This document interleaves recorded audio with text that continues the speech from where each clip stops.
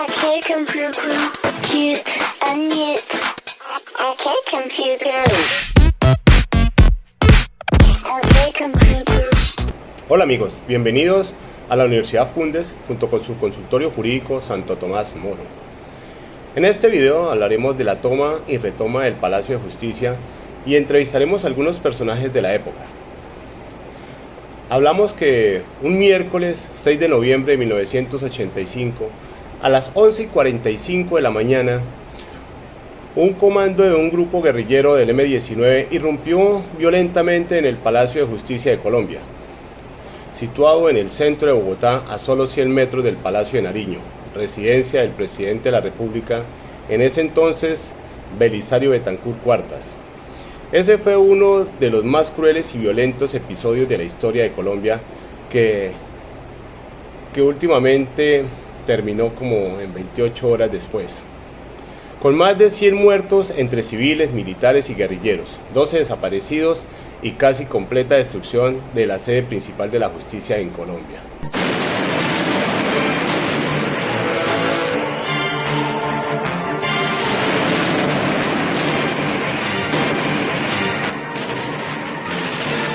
Esta toma, también llamada por el M-19 como Antonio Nariño por los derechos del hombre.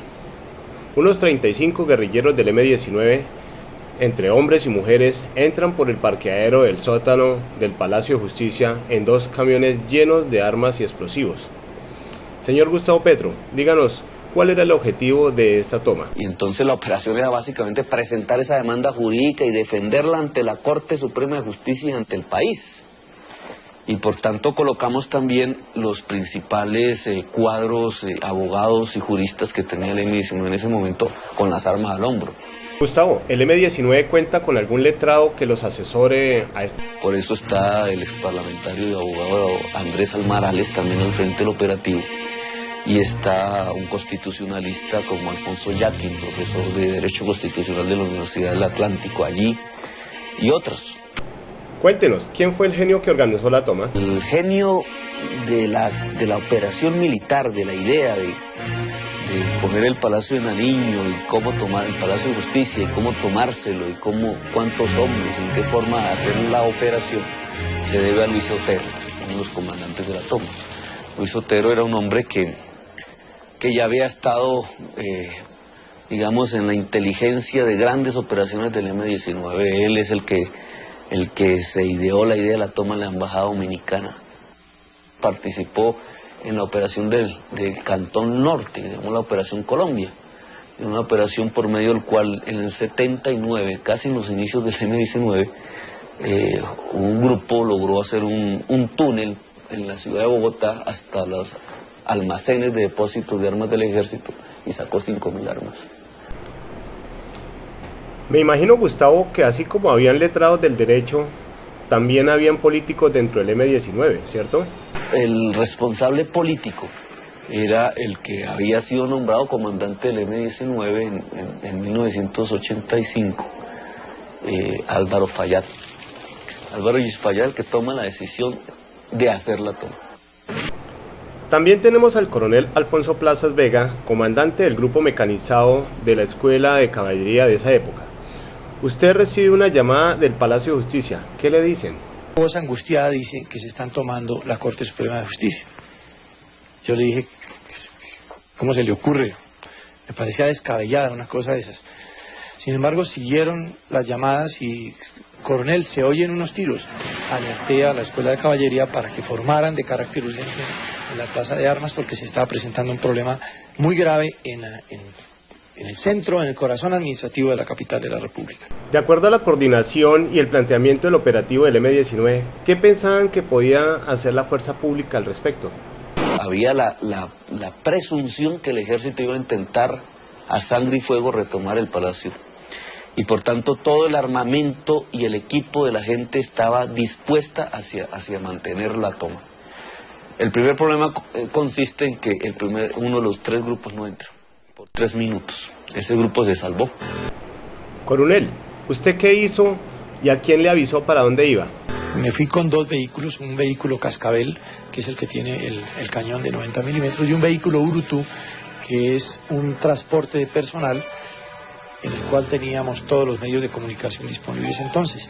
Yo entré a la oficina del general Arias y le dije que salía para la Plaza de Bolívar y que si le propuse, le dije, ¿por qué no nos vamos los dos al tiempo? Porque nosotros vamos bien custodiados. Me dijo, no, Alfonso, yo me quedo aquí porque yo no voy a moverme hasta que no haya una decisión política.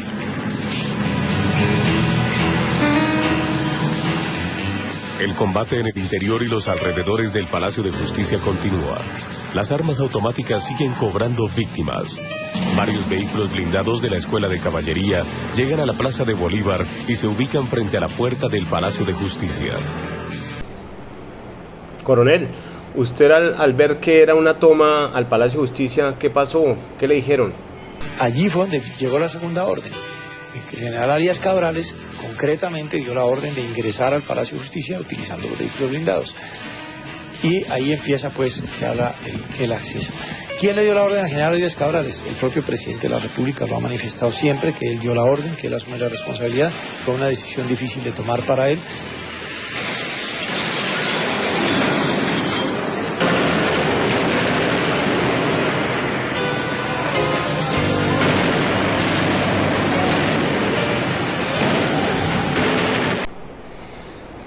Gustavo, el M-19 sí tenía cómo combatir a la fuerza pública y sí habían los medios adecuados. El ejército entendió que estábamos suficientemente armados como para resistirlos si su operación fuese simplemente infantería.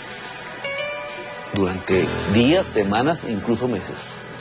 Entonces ellos hicieron otra lectura, el golpe hay que darlo con toda la contundencia, no con infanterías o como Fujimori hizo, con labores quirúrgicas de inteligencia que permitiesen la retoma del palacio sin cobrar vidas humanas.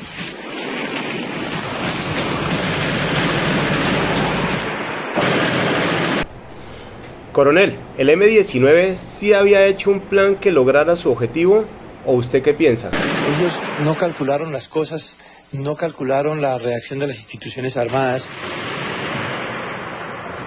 Que los señores del M-19 no contaban era con el ingreso de vehículos blindados. Eso fue una sorpresa estratégica.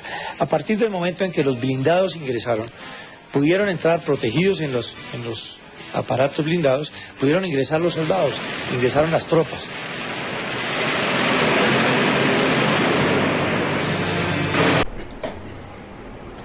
Gustavo, ¿usted qué opina de los derechos humanos? ¿Se respetó la vida de los secuestrados en la retoma que hizo el ejército? ¿Fue una retoma sangrienta? Cuéntenos.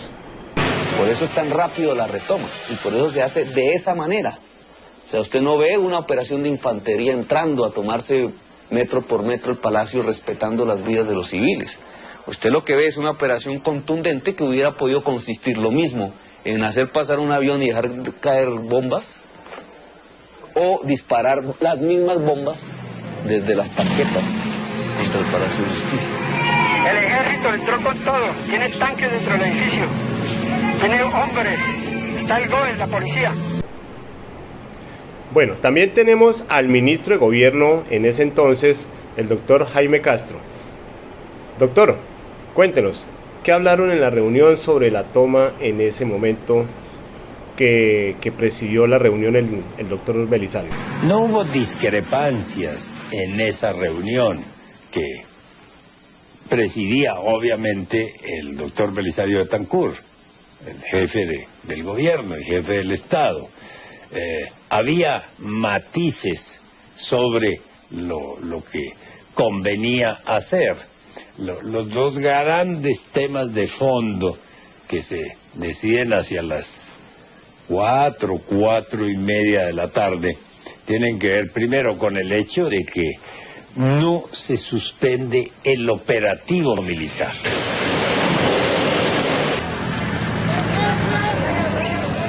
Varios heridos, víctimas de las ráfagas en el interior del Palacio de Justicia, son evacuados por la Cruz Roja.